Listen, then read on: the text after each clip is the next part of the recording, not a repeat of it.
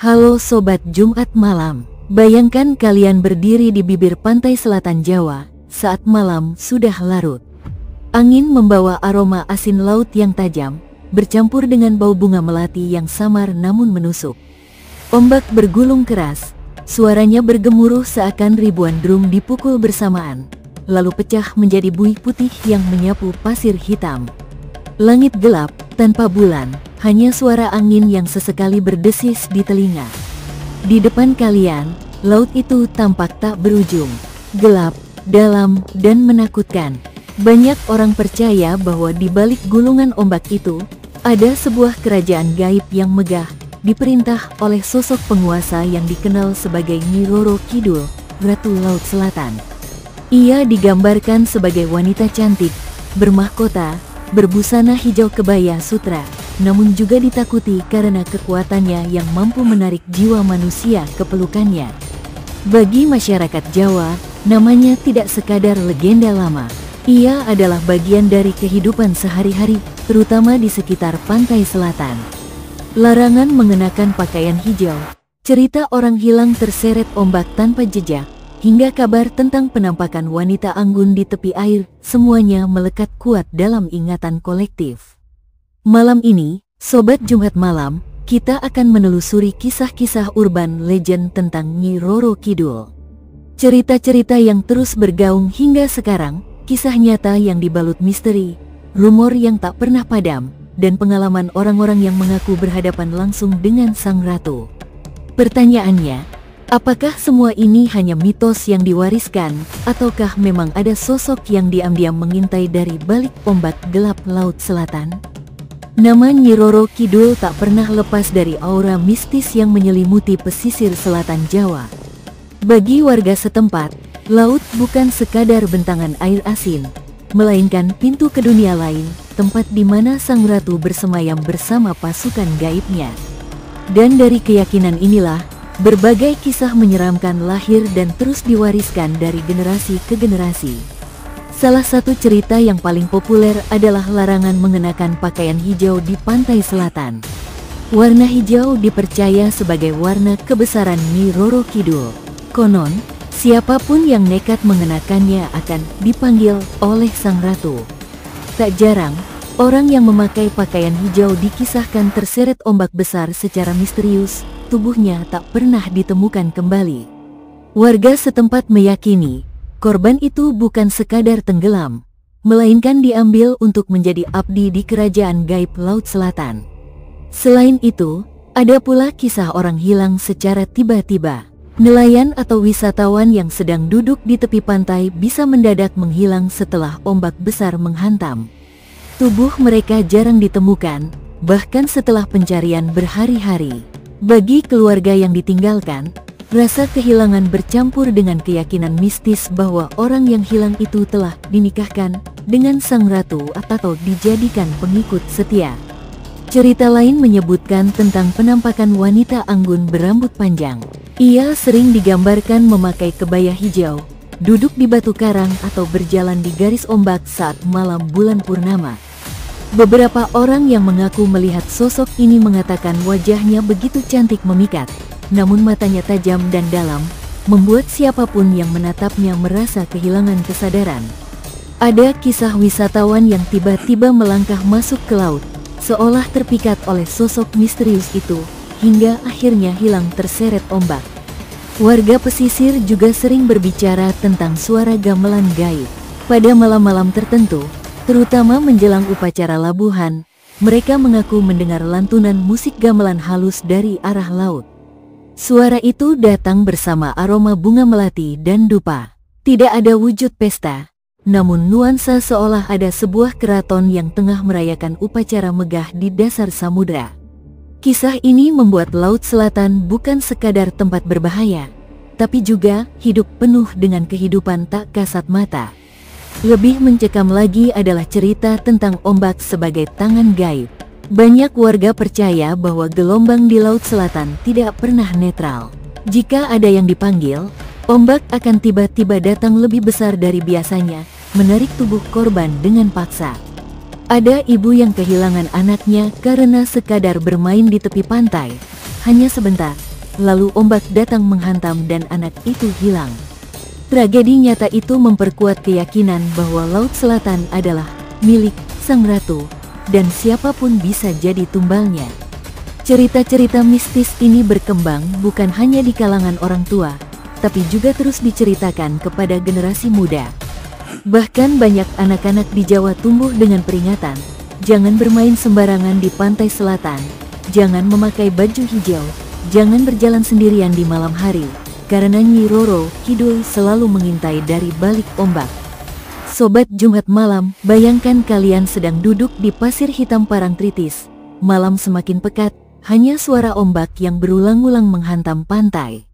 Lalu tiba-tiba, aroma melati menyeruak tanpa ada seorang pun membawa bunga. Apa yang akan kalian lakukan? Tetap duduk dan menunggu, atau segera lari sebelum sesuatu yang tak kasat mata muncul dari kegelapan laut? Cerita rakyat memang menakutkan, tapi kesaksian nyata dari orang-orang yang pernah berhadapan langsung dengan kejadian aneh di pantai selatan membuat legenda Nyi Roro Kidul semakin hidup. Bagi sebagian orang, kisah ini hanyalah sugesti. Namun bagi mereka yang pernah merasakannya, tidak ada keraguan bahwa sesuatu memang bersemayam di balik gulungan ombak itu. Salah satu cerita datang dari seorang wisatawan muda yang mengunjungi pantai Parangtritis pada malam hari. Ia dan teman-temannya duduk di tepi pantai, bercanda sambil menantang arus. Tiba-tiba, salah seorang dari mereka mencium bau melati yang begitu kuat. Awalnya mereka tertawa, mengira ada orang lewat membawa bunga. Namun detik berikutnya, salah satu temannya mendadak bangkit, berjalan lurus menuju laut seperti orang yang sedang trans. Beruntung ia segera ditarik kembali oleh kawan-kawan, meski tubuhnya lemas dan wajahnya pucat.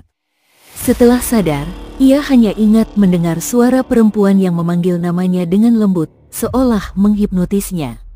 Kisah lain diceritakan oleh seorang sopir truk yang sering melewati jalur selatan Jawa di malam hari. Dalam sebuah perjalanan, ia mengaku melihat seorang wanita cantik berdiri di pinggir jalan, mengenakan kebaya hijau. Sopir itu merasa iba, lalu menawarkannya tumpangan. Wanita itu naik dan duduk diam di kursi samping. Namun ketika ia menoleh hanya beberapa menit kemudian, kursi itu kosong. Yang tersisa hanyalah aroma melati pekat yang membuat bulu kuduknya berdiri. Sejak saat itu, ia bersumpah tidak akan pernah berhenti di jalur selatan pada malam hari. Cerita yang tak kalah menyeramkan datang dari Pelabuhan Ratu di Sukabumi. Seorang nelayan tua menceritakan pengalamannya melihat sosok wanita duduk di atas batu karang besar. Rambutnya terurai panjang, pakaiannya hijau berkilau, dan wajahnya tak jelas terlihat. Nelayan itu terperangah, namun sebelum sempat mendekat, ombak raksasa datang menyapu karang. Untung ia berhasil menyelamatkan diri, tapi batu itu tetap basah seperti ada seseorang yang baru saja lenyap darinya. Urban legend lain yang terkenal adalah kisah Hotel Ina Samudra, kamar 308. Kamar ini konon disediakan khusus untuk Nyi Roro Kidul. Di dalamnya terdapat lukisan besar sang ratu, ranjang mewah, dan dekorasi bernuansa hijau. Banyak tamu yang mengaku tidak berani tidur di sana, karena merasa diawasi sepanjang malam. Ada yang mendengar suara gaun bergesekan, ada pula yang mencium aroma melati tanpa sebab. Beberapa tamu bahkan mengaku bermimpi bertemu seorang wanita cantik berpakaian hijau, yang hanya tersenyum lalu menghilang di balik tirai kamar. Tidak hanya wisatawan atau sopir, bahkan penjaga pantai pun punya cerita. Ada yang mengaku sering mendengar tangisan samar di tengah malam, padahal pantai sudah sepi. Ada pula yang melihat jejak kaki basah di pasir yang menuju ke daratan, tetapi jejak itu berhenti begitu saja tanpa arah. Mereka percaya itu adalah tanda bahwa sang ratu atau para pengikutnya baru saja menampakkan diri. Semua kesaksian ini membuat nama Nyi Roro Kidul tak pernah padam dalam ingatan masyarakat.